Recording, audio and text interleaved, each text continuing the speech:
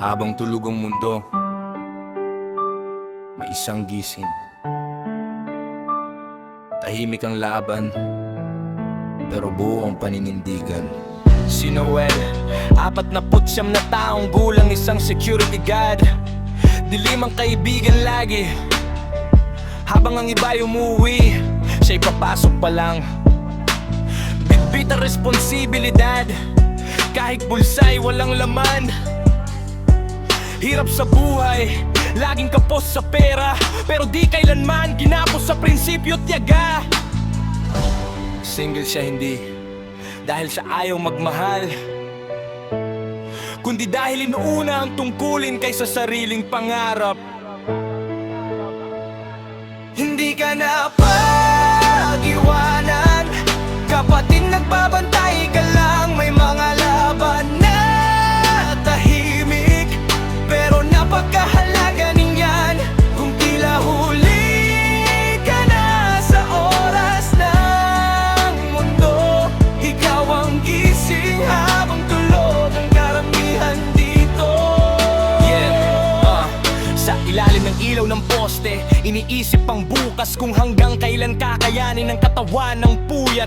May mga gabing mabigat ang tanong sa isip, may darating pa bang akin? Pero di pa rin sumusuko kahit saglit. Habang ang iba may pamilya at kwento sa hapag, siya may kape, dasal at oras na mabagal. Napag-iwanan daw ng panahon, sabi ng ilan. Pero sino bang tunay na nauna kung walang handang magbantay sa dilim ng daan?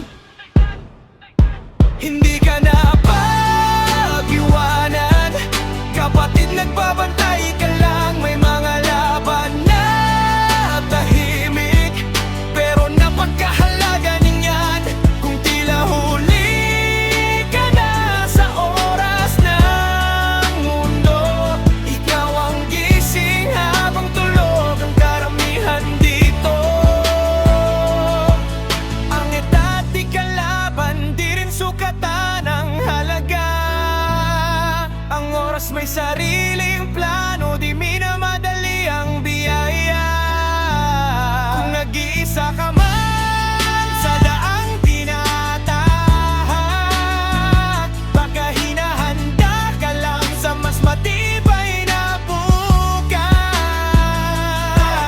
Dahan-dahan araw ang bantay ng gabi, siya naman ang sasalubungin ng liwanag sa umaga muli. Hindi man ang grande ang kwento ng simula, ang tapang mo'y pundasyon ng payapang umaga. Kaya Noel, kapit lang, wag bibitiw sa pananalig. Ang mundo man ay mabagal makapansin, hindi ka iniwan ng panahon. Kapatid, ikaw ang patunay, ang tunay na bayani, gising kahit sa dilim. Kung sa tingin nila huli ka na sa takbo ng buhay, sa kwento mo, Ikaw ang bantay ng pag-asa ng bayan.